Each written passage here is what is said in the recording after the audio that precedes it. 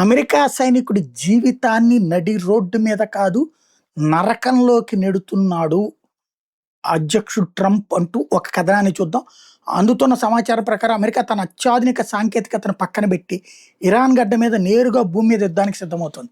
Pentagon వర్గాల్లో పెరిగిన అలజడి, ఆకాశంలో చక్కర్లు కొడుతున్న డూమ్స్డే ప్లేన్ ఇవన్నీ ఒక భయంకరమైన సైనిక చర్యకి సంకేతాలు కనిపిస్తున్నాయి.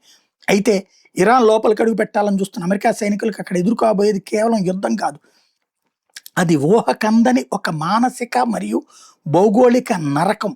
ఇది ఇరాక్ ఎడారులు కావు, ఆఫ్ఘనిస్తాన్ కొండలు కావు, ఇది వియత్నాం అడవుల కంటే 1000 రెట్లు ప్రమాదకరమైనటువంటి మృత్యుకోపం.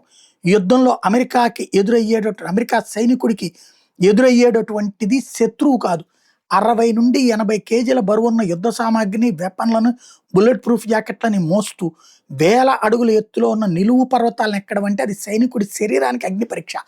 ఆక్సిజన్ తక్కువగా ఉండే ఆ ఎత్తులో గుండె వేగం పెరిగి ఊపిరి తీసుకోవడమే కష్టమవుతున్న తరుణంలో ఎటు చూసినా మృత్యువు పొంచి ఉన్న లోయల మధ్య నడవడం ఒక పీడకల. ప్రతి అడుగులోనూ జారి పాతాళంలో పడిపోయే ప్రమాదం ఒకవైపు, కొండల పైభాగంలో దాక్కున్న స్నైపర్లు ఎప్పుడు ట్రిగ్గర్ నొక్కుతారో తెలియని భయం మరోవైపు ఆ సైనికుడిని ఉక్కిరిబిక్కిరి చేస్తాయి. చరిత్రను ఒకసారి తిరగేస్తే ఇరాన్ గడ్డపై అమెరికాకి ఎదురైన పరాభవం అంతా ఇంత కాదు. 1980లోనే బందీలను విడిపించడానికి చేసినటువంటి ఆపరేషన్ ఈగిల్ క్లాలో కేవలం వాతావరణం వల్లే కాదు, భూమి మీద దిగిన తర్వాత ఎదురైన సాంకేతిక వైఫల్యాలు, ప్లానింగ్ లోపాలు అమెరికా సైన్యాన్ని కుప్పకూల్చాయి. ఒక్క బుల్లెట్ కూడా పేల్చకుండానే 8 మంది సైనికులు ప్రాణాలు కోల్పోవడం, అత్యంత ఖరీదైన యుద్ధ యంత్రాలు ఇరాన్ నేల మీద బూడిదవ్వడం అమెరికా సైనిక చరిత్రలో ఒక చెరపలేని మచ్చ. అగ్రరాజ్యం అనుకున్న టెక్నాలజీని ఇరాన్ కఠినమైన భూభాగం ఎలా మట్టి కరిపించింది, ఇది ఒక సజీవ సాక్ష్యం. ఇరాక్ ఎడారిలో ట్యాంకులతో సులువుగా దూసుకెళ్ళినట్టు ఇక్కడ సాధ్యం కాదు. ఇక్కడ ప్రతి పర్వతం ఒక శత్రువు, ప్రతి మలుపు ఒక మృత్యు పాశం. ఈ పర్వత శ్రేణులకి కేవలం రాతి గుట్టలు కావు, అవి ఇరాన్ నిర్మించిన అభేద్యమైన సహజ కోటలు.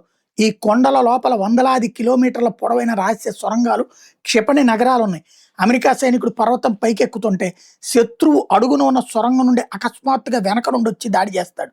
రాత్రి వేళల్లో ఈ పర్వతాల మధ్య పరిస్థితి మరింత భయంకరంగా మారుతుంది. -డిగ్రీలకు పడిపోయేటటువంటి చలి, దానికి తోడు పర్వతాల మధ్య వీచే భయంకరమైన గాలులు అమెరికా సైనికుల నైట్ విజన్ పరికరాలను, కమ్యూనికేషన్ వ్యవస్థలను పనికి రాకుండా చేస్తాయి. చీకట్లో ఆ పర్వత మార్గాల్ని వంటబట్టించుకున్న ఇరాన్ సైనికులు వేటగాళ్ళలా మారి అమెరికా సైన్యాన్ని వేటాడతారు. అమెరికా ఈ సాహసానికి సిద్ధపడుతోంది, కానీ ఆ పర్వత శ్రేణిలో దిగబోయే సైనికుడికి మాత్రం అది తిరిగి రాని ప్రయాణమే అవుతుందనేది చేదు నిజం అంటున్నారు క్రిష్.